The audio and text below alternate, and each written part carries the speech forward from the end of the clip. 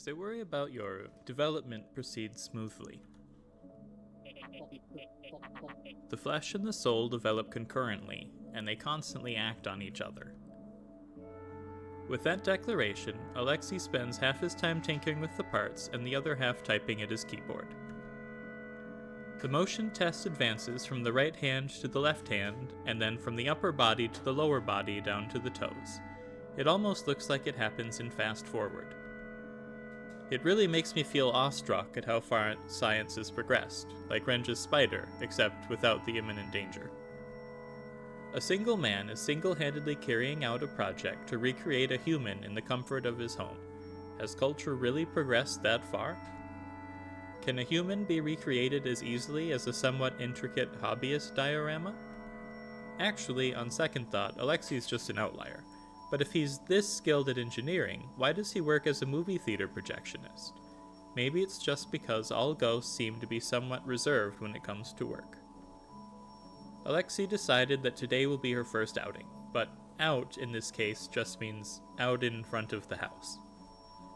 Now that the full body unit test is complete, he wants to install a temporary personality file and check for any movement issues. I push her on a cart. Her black skeletal frame is exposed, her head crudely replaced with a speaker. She looks less like a mock human and more like an uncanny art piece. Alexei moved the test up ahead of schedule to today since the snow just so happened to stop, thereby minimizing the risk of damage to the parts. Okay, let her down over there.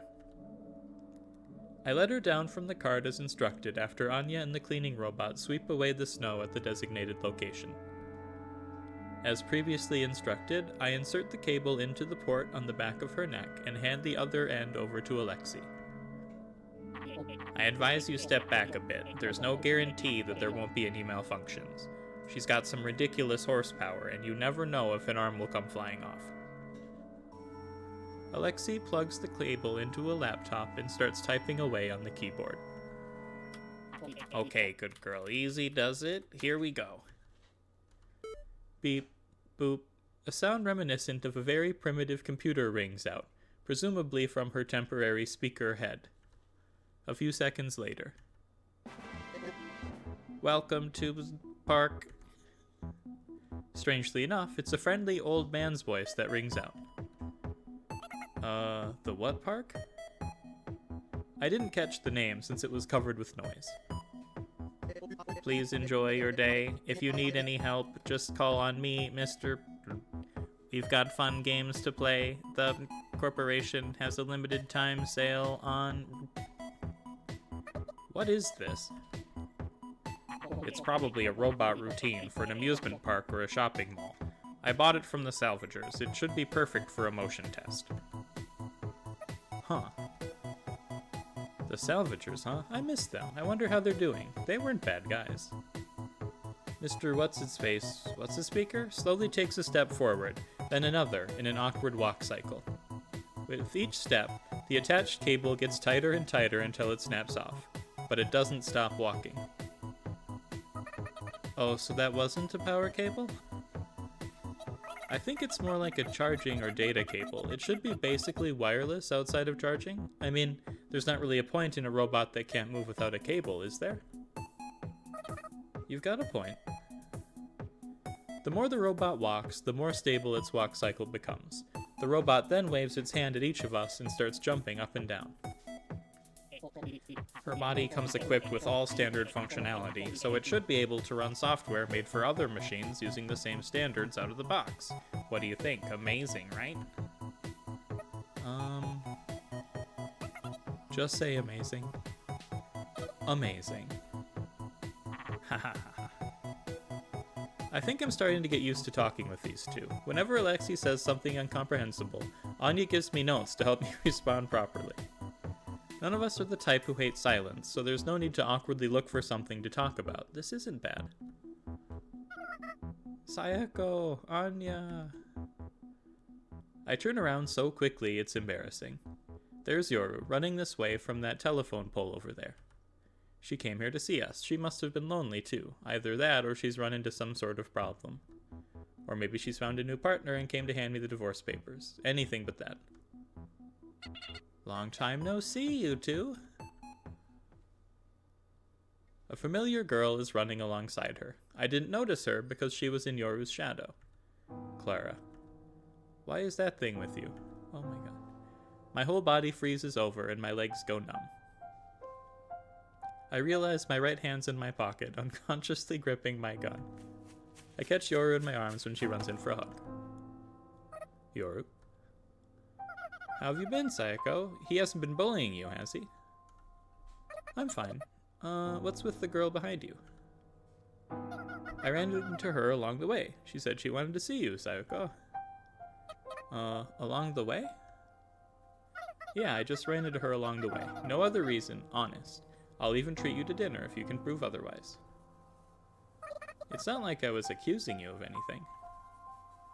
Look, I didn't go out of my way to see her, okay? Have you two already got that far? Sayako and I are both going steady. What are you talking about? Don't make things confusing. My body still feels cold, but I'll probably be okay. It doesn't seem like things have changed in my absence. Whoa, how cute. Did you make this yourself? Yeah, this girl hasn't changed either. Yeah, this is indeed my creation. Wow, amazing. You must be a genius inventor. I wouldn't go so far as to call myself a genius. Why do you guys go gaga over girls like that? Beats me. Clara's just as Clara-y as ever today, demonstrating boundless energy that's so unbelievable it's kind of gross. She keeps letting out cute noises at random. Can I play with this robot? As long as you're gentle. Nice to meet you. I'm Clara. I'm an apprentice nun at the church. My hobby is talking with people and helping out in any way that I can.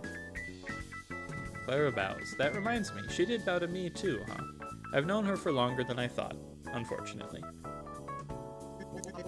Hello, young lady. Would you like to play a game with... Let's play the game. Whoa, a game. Let's play... Oh, right, since you're a robot... Clara rummages through her bag and takes out some sort of can. Here you go, a drink for robots. I'm sure this'll end well. What is that? That's a can of fuel, a pretty expensive one at that. It's used for generators and motorcycles. Is it really a drink for robots? Of course not. Can't drink without a mouth. Wait, she shouldn't even walk around with that thing in her bag. That's dangerous. Yoru hums to herself. Clara's waiting for the robot to take the can of fuel and drink it, like it's a can of soda or something. Go ahead. Feel free to drink it to commemorate our getting to know each other. Oh, this is going to be bad. Beep. A robotic buzzer instantly causes the relaxed mood to tense up. There's going to be a killer robot, isn't there? Oh no. Hostile behavior detected from gray life form in possession of hazardous material. The possession of hazardous materials in this facility is a direct violation of the Anti-Terrorism Act. All defensive measures are now permitted. Uh-oh. Hey, Alec, the hell's this about? I don't know. I didn't write this personality routine, but I think I've got an idea. Please quickly state your 9-digit national identification number and repeat it. Maybe it's a Shinobi. I've only ever heard rumors about them. Doesn't ring a bell. Sorry, can you explain? There's an urban legend that hidden among the general-purpose companion robots at malls and conventions, there are a certain number of Shinobi robots programmed to seek out spies and kill them. Like a sort of secret police. Oh, great. Killer robots? That's not good. You gotta stop it. I repeat, please state your national identification number. It's too late, damn it. Security robots aren't consumer goods. They're military grade. You don't want a terrorist hacking something like that, so they're completely shut off from external commands. Oh, that's great. I'm only able to get the gist of whatever Alexie's saying, but I guess the machine has identified Clara as a terrorist and is about to attack her. Why didn't you notice it before you activated it? How was I supposed to know it's an imposter routine, damn it? Looks like shutting it down won't be as easy as turning off a computer. You idiot, don't shoot. You idiot, don't shoot. You got any better ideas? This is your final warning. Please state your national identification number. I'm sorry, how do I apologize? Activating defense routines. Have a safe day. Eek. As soon as the robot finishes talking, she uses her metallic left hand to knock the can out of Clara's hand. Actually, let me rephrase that. She wrecks Clara's hand so hard she can't even hold the can anymore. Her wrist is bent at an unnatural angle. Oof. The robot then reaches for Clara's neck with her right hand. God. Clara suddenly goes quiet, probably because her neck's been crushed. The robot then dangles her in the air. Great, killer robot. Error, weapon not found. She, or rather the Shinobi, speaks as its left hand clatters. It was probably intending to finish Clara off with the standard issue weapon usually installed on the left arm. Oh, come on. I kick its clattering left arm. Ow. But man, this thing is hard. I guess I should have expected it since it's basically an iron pole. I shake my head and try to regain my focus. Weapon not found. Terrorist backup detected. Weapon not found. Looks like my efforts weren't wasted, at least. The Shinobi lets go of Clara. Thank goodness Alexei didn't install any weapons. In fact, it doesn't look like the Shinobi even realizes it's not in the body it's supposed to be in. While its repeated error statements are annoying, they're also kind of sad. I'm no terrorist, but come at me. The Shinobi responds by letting out a static roar from its head speaker before tearing up some fallen scrap metal and brandishing it like a sword. Whoa. The speaker-headed killing machine raises its rudimentary sword as it lunges at me. It's hard to believe it's made of metal based on how light its movements are. But what's not light is the way it swings that thing down. I would not want to get hit by that. Sayako. Anya tosses me a road sign that's been cut off at the base. In fights like these, the longer reach, the better. I swing wide and parry the Shinobi's swing. Come at me. I carefully ward off each and every swing. It may be fast, but it's nothing I can't keep up with. But more importantly, in hand-to-hand combat with a human, or rather a ghost opponent, the advantages go to whoever has the most endurance and stamina. But I'm up against a robot. I may be fine now, but how long can I keep this up? I know the negative thinking will just distract me and expose me to further risk, but I just can't unthink these thoughts. It's no use.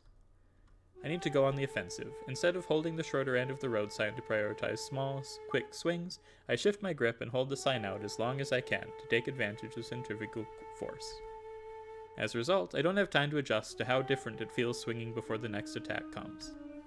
Instead of simply warding off the attack, this time I swing back as hard as I can, focusing as much strength as I can into my arms and my grip to withstand the impact of the collision. The iron plate of the road sign starts to warp. Perhaps thanks to the help of centrifugal force, the effect of the impact is more than just even. The enemy retreats with a few nimble backflips, as if it had forgotten that it's made of metal. So I take another swing.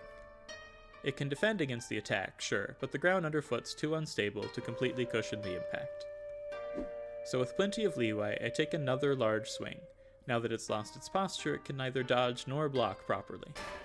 It may be a machine, but the sheer weight of the road sign attack is too much for it to take as I knock away its metal shard sword. Now that it's defenseless, one last attack should be enough to... Stop.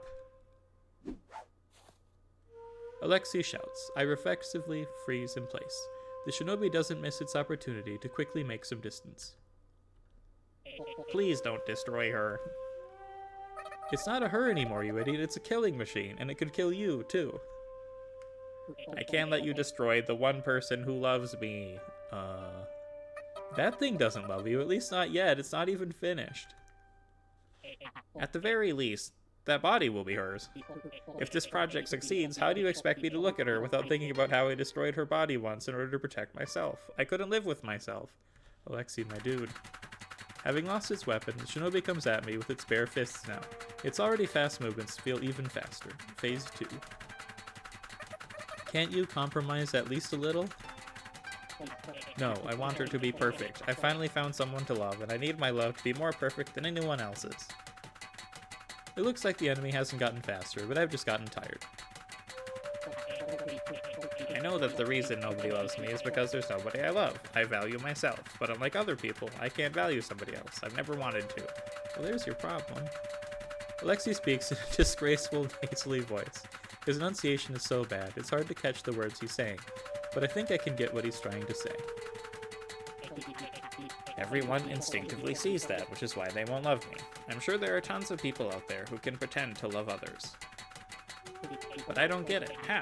How can they do something like that? And why? I swing the road sign in a wide, horizontal sweep, but Shinobi dodges by bending backwards. Okay, fine. I toss away my weapon too. I lose some reach and power, but I gain maneuverability. I don't want to do that. I don't want to have to lie, but I want to love. I want to be loved. Damn it, you just don't understand. I barely managed to keep toe-to-toe with the Shinobi. I may be tough, but there's no telling what a metal fist to the vitals will do to me. That's why I made her. I try taking out my gun and shouting freeze, an idea so crazy it might, yeah, that did nothing. Or rather, it did worse than nothing, as the Shinobi kicks the gun out of my hands, so now I've lost my trump card. I'm pretty sure this is all Alexei's fault. I don't want to hear you complaining. Just how much longer must we bend to your will? We don't hate you as much as you think we do, so why can't you just let it go? Enough complaining. It seems to me like the only reason you can love her is because she's part of you, and you know that. Maybe you're right, but maybe not. I'll never know until I try. I guess he's got a point. I get it. My wish is full of contradictions, I know that, but please, you're my only hope. Actually, I don't really get it, but I do get the feeling of indignation and the refusal to back down. Please stop her, without hurting her. You're so selfish, you stinky poop head. Fine, whatever. Guess I'll run as much as I can. I turn my back to the Shinobi and retreat. I'm sure that things will chase after me. I'll think things out as I run. Maybe the battery will even run out in the meantime. It's good to analyze your issues. You're showing signs of improvement. How wonderful. I get distracted by Yoru's voice. My feet stop for a moment. Retreat failed. I use both hands to guard against a heavy kick. But you might be hoping for a bit too much. What's Yoru talking about? Is she trying to do counseling? Here? If her strategy is to convince Alexei to let me destroy this thing, then I approve. If so, I suppose I can bear it a little longer. Yoru gives me a wink. I don't understand what that's supposed to mean. Mr. Alec, you are well versed in the Shinobi program's inner workings? No, of course not. I mean, I just think about what kind of program it is. Look at the log, this line here. It's been sending the same request at fixed intervals, but it always fails. And it's been returning this error message. You think you can lecture me, you amateur? Of course I can see that. Then do you know what it means? No, how could I? There's no way I can tell what this function does just by looking at the... It's trying to communicate with headquarters. If there's a terrorist attack in one place, there's a possibility there's multiple other attacks happening simultaneously, right? That's why it's been trying to contact city headquarters incessantly every second. As if it's waiting for the command to abandon its post at the tiny, insignificant mall and go defend an important person or place. I see. How did you know? No, more importantly, are you suggesting the attack from that angle? That's right. Now that it's changed modes, I don't think it will accept normal commands, but this is an exception. The code changes at fixed intervals, but since it's offline, we can go at it as much as we want. By sending the shut-off command with a little signal spoofing? The Shinobi will mistake it as a command for mission control, huh? Okay, but how do we spoof the signal? That's where you come in. You can do it, can't you? I sure can. I'm a genius. Kinda. Sayako, hang in there just a little longer. Hey, give me that back. Yoru pulls something off his hand and tosses it my way. I see. This is the thing Alexei used the first time we met. Oh, okay. The Otaku Guard, was it? If you ask me, it needs a better name. You should get Pacifica or someone to think of something. I see Pacifica's face in the back of my mind. I want to have coffee with her again sometime. A moment before the Shinobi's punch lands, the guard's thin outline envelops me, not a scratch. The shinobi stumbles back a step as if to ascertain exactly what blocked its attack. I find myself impressed by its cautiousness, though maybe I'm just amused that my codename, Ninja, is synonymous with its codename, Shinobi. Damn it, is this it? Oh, yes, it's gotta be it. Damn you. I silently tell Alexi way to go as he shouts at his computer, but if I remember correctly, this thing's power up, but is still unstable, isn't it? I probably shouldn't use it too long, or it might explode or something. I dare to shut off the guard, hold out my open palms, and beckon the shinobi to come at me. I got it, just a little more. There's no way the shinobi will miss the fact that I'm way open. It leaps at me as if in recognition that this is its chance at victory. Guard on. I activate the guard at the very last moment before those metal fingers reach me. The guard deflects the enemy. The unexpected rebound causes the shinobi to lose its footing, with one leg up in the air. I quickly shut off the guard and try to trip up the shinobi's remaining pivot leg with a sweeping kick. Ow! Please work. While the shinobi may have lost its footing, its legs are still bare metal poles, and I just kicked one of them with my shin. I may be a ninja, but my leg's still made of flesh and bone. I wasn't expecting it to be easy, but still.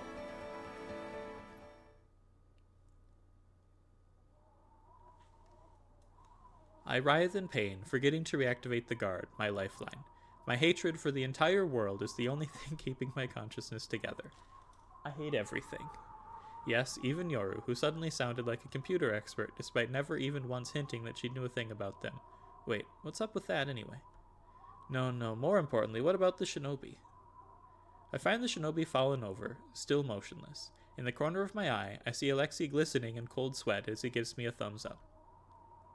I did it, I really did it. I really am a genius. How's that, you dumbasses? Ha ha ha ha ha. Trying my best to ignore that noise violation, I instead turn to Yoru for an explanation. Yoru, what happened back there? Oh, right, what happened to Clara? I wonder if she's okay. She's clearly dodging the question, but now that she mentions Clara, we all remember that she's what set this whole thing into motion. Anya goes off to check on her. The rest of us follow behind. If Clara's alive, I wonder if we can charge the church a rescue fee. It wouldn't change the fact that we've gotten her killed several times over. Is it possible to live with your neck like this? As she asks that question, Anya shows us Clara, or perhaps I should say her corpse. No rescue fee for us, I guess. I let out a dry chuckle. Brutal, again. Is that a corpse? Upon seeing Clara's corpse, Alexi turns pale, takes several steps backwards, and starts vomiting. But apart from her oddly bent neck, she looks perfectly fine. At least nothing's spilling out of her or anything. Huh, are you not used to seeing corpses? This guy's a shut-in, see? It's not you guys, it's you guys who are the freaks. Honestly, there's not much difference between a corpse and what this guy's trying to make. But I'm sure they're totally different things in his mind, and I guess that's good enough for now. Don't worry, I'll take this thing someplace else. No, there's something I want to ask you, Yoru. That's right, I can't let this opportunity pass. I need to ask Yoru herself. Please get rid of it. Look, Alexi's getting impatient, too. Then I'll come with you. Oh, okay then, let's go. The two of us head away from the amusement park and go all the way to the outer limit of town. Where's a good place to get rid of this thing anyway? That's not a thing. Wherever you think is a good place. Then let's go just a little bit further, if that's okay with you, Yoru. Yeah, it's fine. I want to give those two some time together, too. Good idea. It sure is. We walk a bit more after that conversation. If you look back, you can see a full, sprawling view of the town. It reminds me of the view I once shared with Yoru back at the top floor of the church, though the angle is completely different. Each light in town tells of the ghosts who live there. There are a lot of worthless, good-for-nothing ghosts, but there are also ghosts that I like, even if they sometimes cause explosions with weird science experiments. A freezing wind blows. Whew, that's cold. It sure is. I guess we should get back quickly. Why don't we light a bonfire, Sayako? It's way too cold. Oh, I've got matches. I've also got a lot to talk about. Yoru's eyes look straight through mine.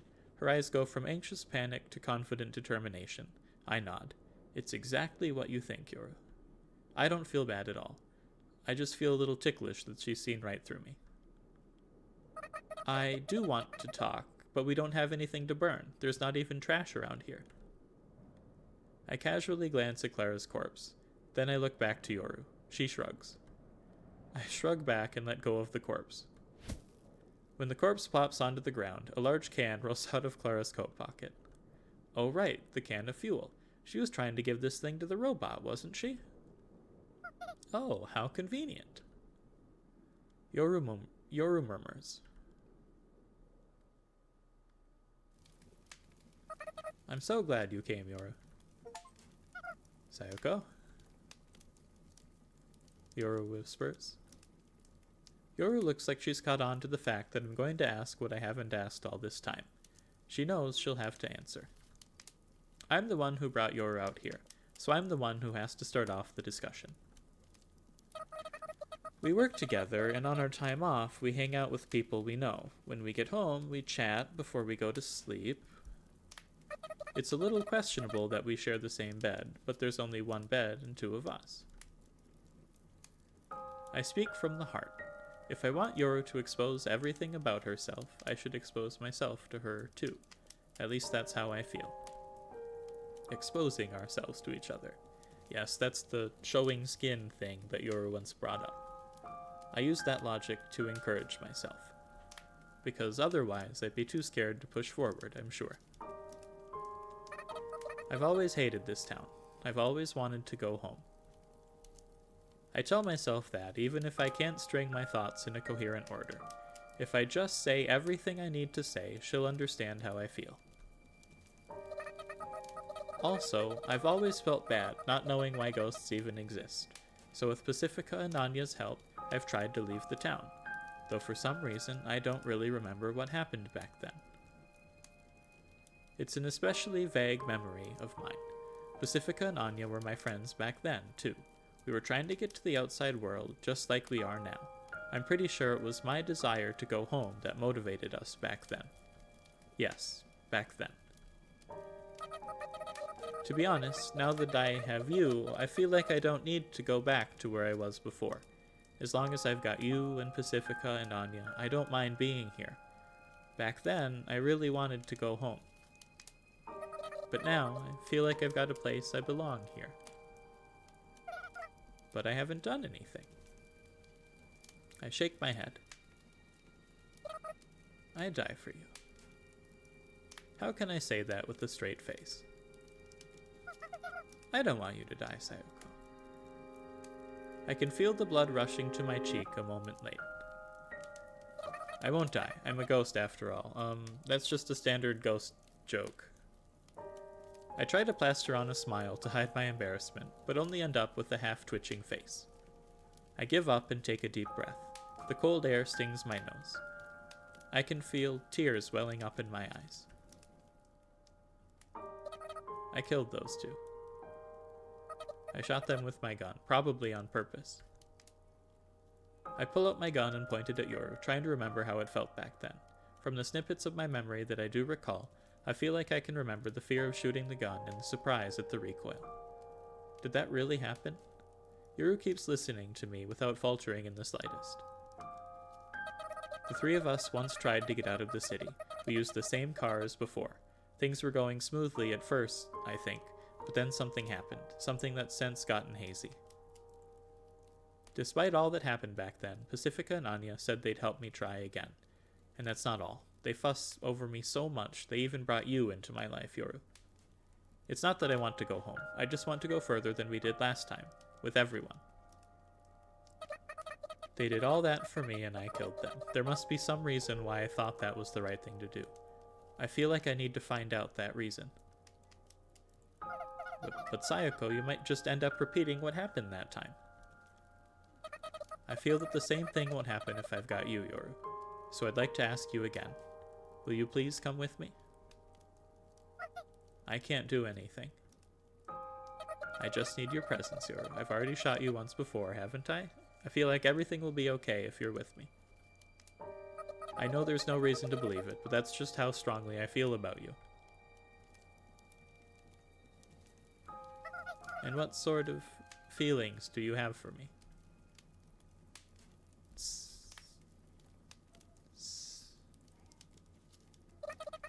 Special. Yes, I feel that you're special to me, Yoru. Yes, that's right. I see. So I'm special, huh? I'm happy to hear it. Thank you.